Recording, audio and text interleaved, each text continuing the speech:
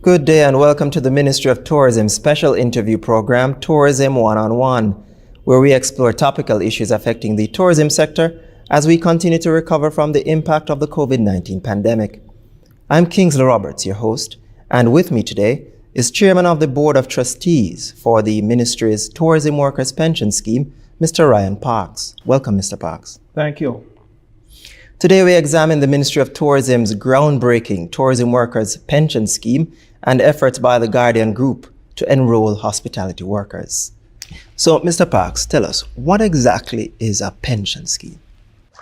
Well, in its simplest form, pension is pretty much a safety net which affords an employee a set annuity stream of income as at retirement.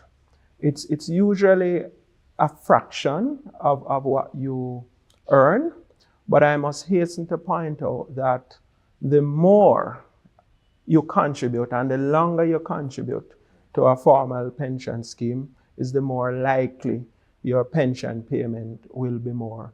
Under our regulations here in Jamaica, the maximum you're able to contribute to any formal pension scheme is up to 20% of your income at any one time.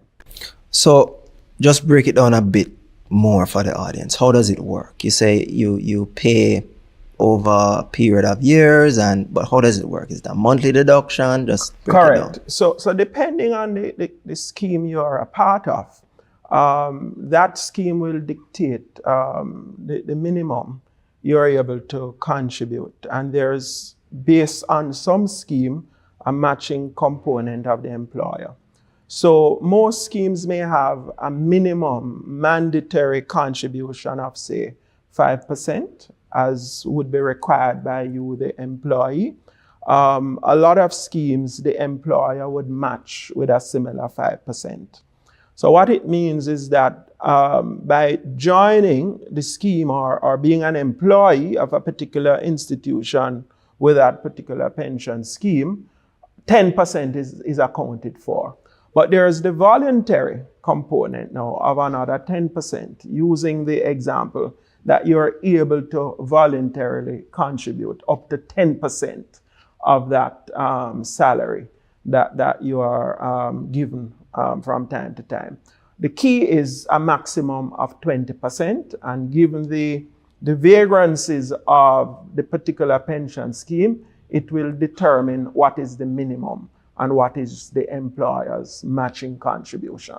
Okay. So what is the role of the Board of Trustees now as it relates to the Ministry's Tourism Workers Pension Scheme? Well, I must point out that the tourism scheme, the pension scheme that was developed, the Tourism Workers Pension Scheme is regulated by the Tourism Workers Pension Scheme Act of 2019.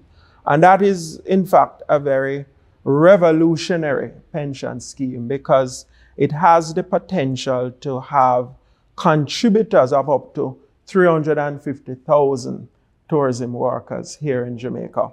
So the kind of impact that it could have is quite earth-shattering. And you would have heard the minister echoing the sentiment that the impact is quite seismic, and it's the first within the Western Hemisphere.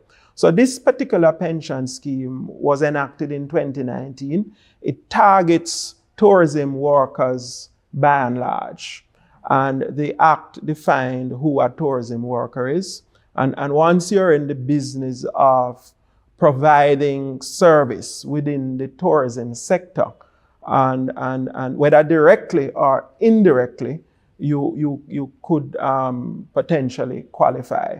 So the role of the Tourism Workers Pension Scheme Board is to oversee the enrollment, the successful enrollment, and to ensure that as much persons within the formal tourism sector can be enrolled, and to oversee the overall operations of the scheme to ensure that we're compliant with the various regulations, to ensure that the pension fund administrator does what it sets out to do and to also oversee the investment manager.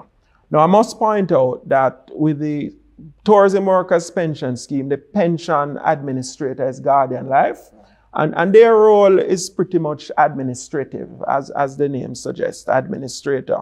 And their prime role is to drive membership and enrollment, and that comes with a host of enrollment activities. But more importantly, they have a role as to create awareness of the scheme and the potential benefit. While the investment manager is Sagicor, and their role is to invest the trust funds, and in so doing to invest it quite prudently. All right, and how is that usually done from the standpoint of a pension scheme? How do you invest the money? Break that down for the audience. Okay, so usually in Jamaica, there are several investment managers whose job it is to invest the contribution of employees to a pension fund. In this particular case with the Tourism Workers Pension Scheme, Sagicor is the investment manager, and their job is to ensure that the contributions of the tourism workers are invested in various asset classes that provide maximum return to the scheme itself. Because pension is, by and large, the hard-earned funds or savings of employees, the level of risk that those funds are committed to is quite measured, because you want to ensure that the funds are not placed on investments that are considered quite risky, where persons could lose their hard-earned savings over several years. And so our job as trustees is to also be a watchdog to make sure that these funds are invested quite wisely, but also in a way that guarantees maximum return to the scheme itself. So tell me now, do you think as a society we embrace these things, pension schemes and so on? What's your take? It's quite interesting that you raise that point, because the data or the statistics surrounding pension coverage in Jamaica is quite startling. In fact, it's somewhere in the region of just over 11%. So of your total labor force, just over 11% is part of a formal pension scheme, which is quite scary. And it tells us there is a lot more to be done insofar as the importance of pension and the role that government ought to also play. The pension industry could quite naturally be regarded as a social safety net for a society. And so to the extent that that percentage is very low, it's a cause for concern, because to the extent that persons in their retirement age need to make a call on the state for medical supplies and so on, the burden is much more immense on government. So I do believe in our case, a lot more needs to be done. Persons need to be sensitized much more about the importance of pension. I know there's a culture sometimes to just live for today, but it is very important that we shift away a certain portion of our earnings for those retirement age, when you're more likely to be sick, in need of medical care. When you look at inflation, for example, now, basic commodities, the prices are at a sky level period. So the truth of the matter is, pension has to be a conversation that we have with the general society to be able to nurture them as to the importance. I believe we are taking the right step with the Tourism Workers Pension Scheme. I do believe that the impact could quite be monumental, And I think it's a step in the right direction for others to follow. And the scheme is off to a very good start, and it is growing. Guardian, I believe, is doing quite a bit of job in going to the various entities and tourism operators to ensure that employees are sensitized of the scheme and the importance of pension.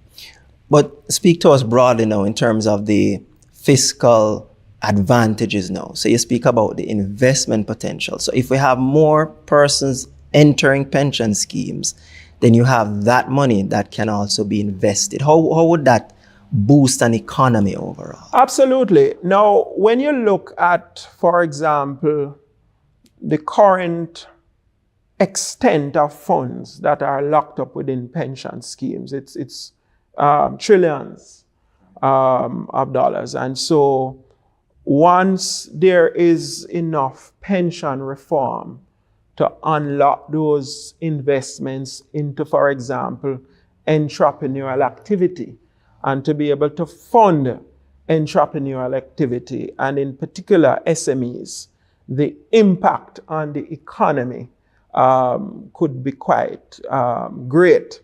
And so one of the things we have to make sure is that there's a balance between pension reform and also how those funds are invested so that those funds can be protected. But it's quite needed to be able to boost an economy that has been sluggish. In fact, anemic growth has been characterized by anemic growth ever since the 1960s. So I do believe there's a growing opportunity for pension funds to be committed now to driving certain aspects of the economy, to drive growth and to fuel what I call economic development with our people and capital.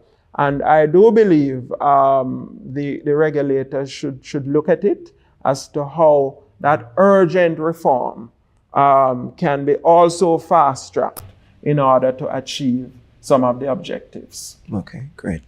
That brings us to the end of our program. Thanks for joining us today, Mr. Parks. You're most welcome. Thanks to our viewers for tuning in. Join us next week when we conclude our discussion on the Tourism Workers Pension Scheme and the efforts by the Guardian Group to enroll hospitality workers. Take care and stay safe.